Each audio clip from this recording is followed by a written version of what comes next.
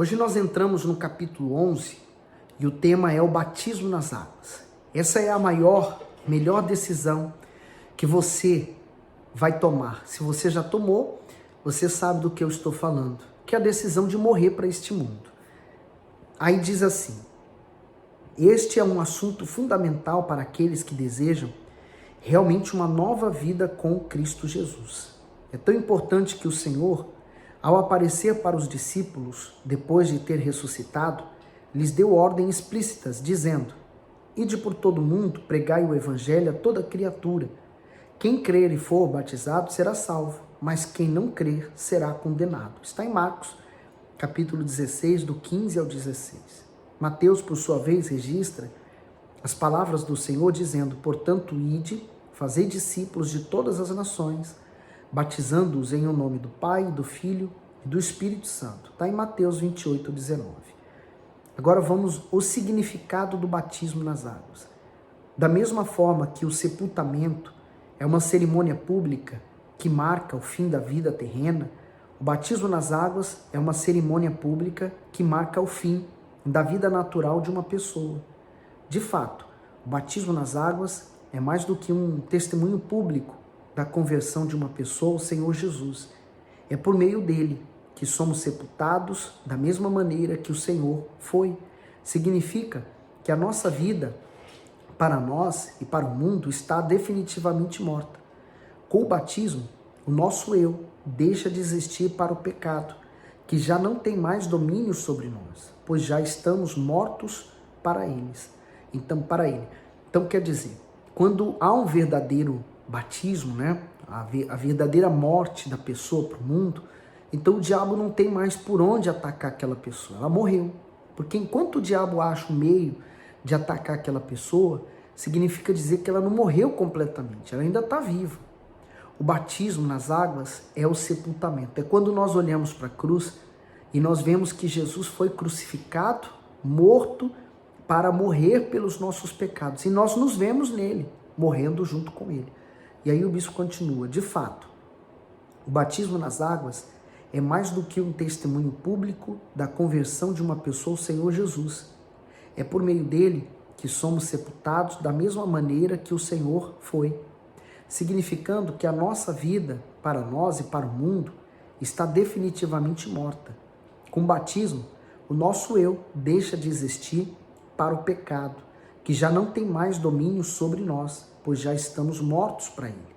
Por essa razão, quando a pessoa aceita o Senhor Jesus como Salvador e em seguida é batizada nas águas, por imersão, ela deixa de praticar atos pecaminosos, pois a sua vontade deixa de prevalecer, porque agora é dependente da vontade de Deus sobre a sua vida.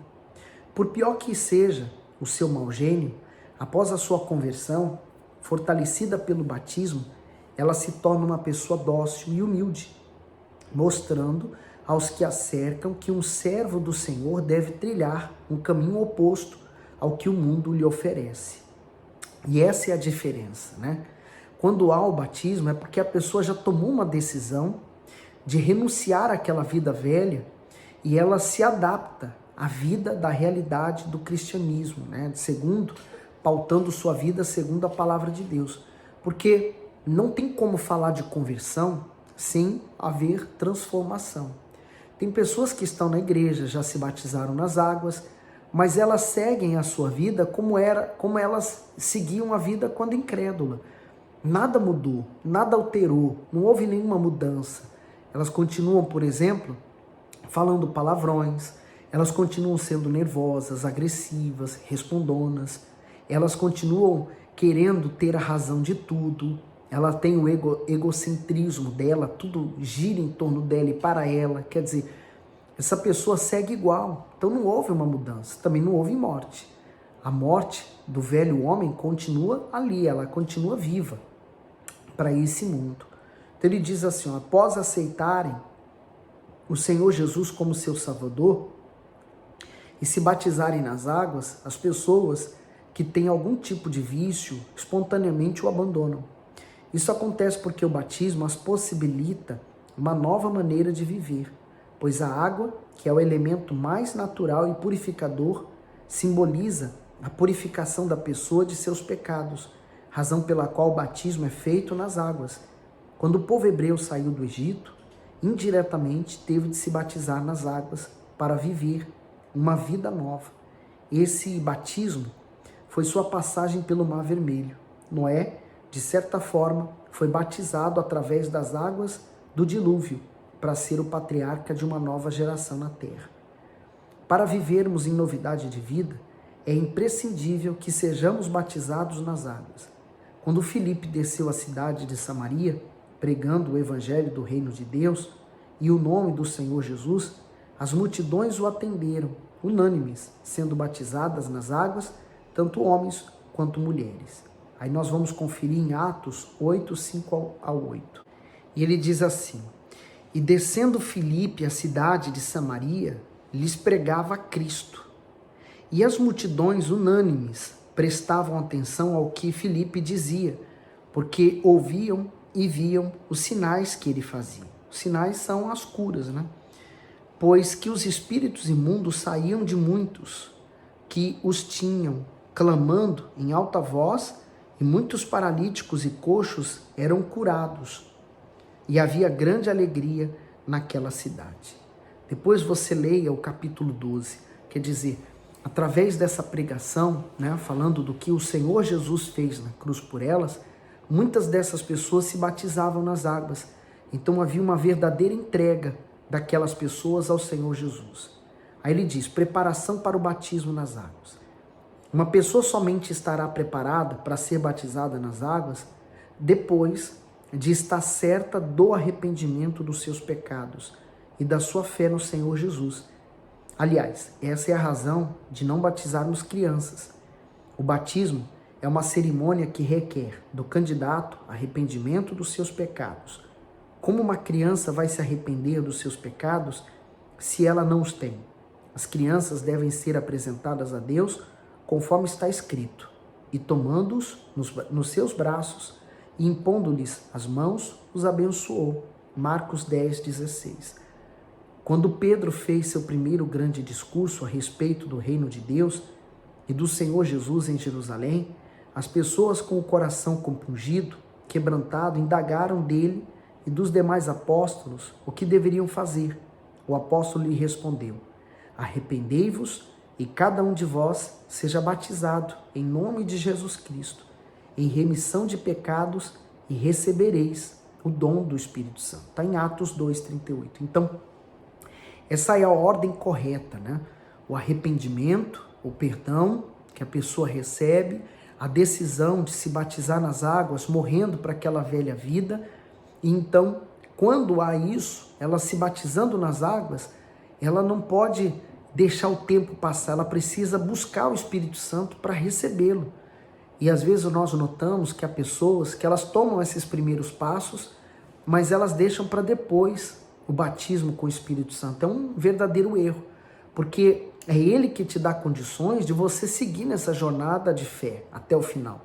Porque o Senhor Jesus não vem somente para te dar todos os benefícios que Ele tem para dar. Aliás, Ele mesmo ensinou que essas são as demais coisas.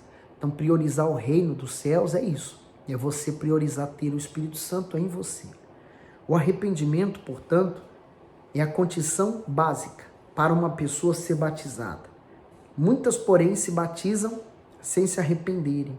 O resultado é a existência de pessoas convencidas e não convertidas ao Senhor Jesus Cristo. Em nosso meio, elas estão sempre criando problemas para a igreja. Ora discutem com um, ora brigam com o outro, falam do pastor, das obreiras, enfim, nunca estão contentes com nada. Tais pessoas continuam vivendo sobre o domínio do pecado, uma vez que não têm sua carne sepultada com Cristo. Essa é uma das maiores dificuldades que nós enfrentamos hoje na igreja. As pessoas, elas se convencem e elas entram numa mentira que até elas acreditam na própria mentira delas, né? Elas se convencem de que está tudo certo, quando no fundo, na realidade, não tem nada certo. E elas, então, ficam na igreja, criam confusão, criam fofocas, criam situações. Aí você diz, mas por que não expulsa essas pessoas da igreja? Mas e a oportunidade delas? Porque Judas apesar de ter traído Jesus, ele andou durante 3 anos com o Senhor Jesus. O Senhor Jesus sabia que ele iria trair, mas nunca expulsou ele. Até o último instante, Deus deu oportunidade para ele se arrepender e buscar. Então, da mesma forma, todas as pessoas são bem-vindas na igreja.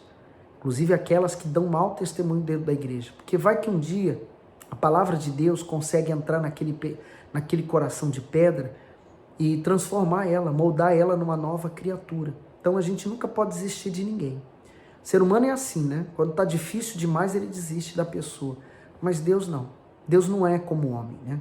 Ele não vê como nós vemos, ele não age como nós agimos. Deus ele nunca desistiu de ninguém. E a prova disso é o Senhor Jesus na cruz. Mesmo sabendo que tanta gente ia rejeitá-lo, ele morreu na cruz pensando, se ainda que uma pessoa aceitar o sacrifício dele na cruz, todo sacrifício já seria válido. Hoje nós estamos aqui, amanhã pode ser você no meu lugar fazendo o mesmo que eu estou fazendo. Por isso, nunca olhe para alguém com maus olhos. Acredite até o fim, porque Deus vai abençoar. Bom, próximo vídeo eu vou falar sobre o arrependimento. E aí nós vamos seguir nessa meditação desse livro, e eu tenho certeza que o Espírito Santo, através desse livro, vai te ajudar. Se ele me ajudou e me ajuda ainda, né, até hoje, ele é um guia prático da vida, né, um resumo prático do que é ser cristão, no fundo, né? Tá bom?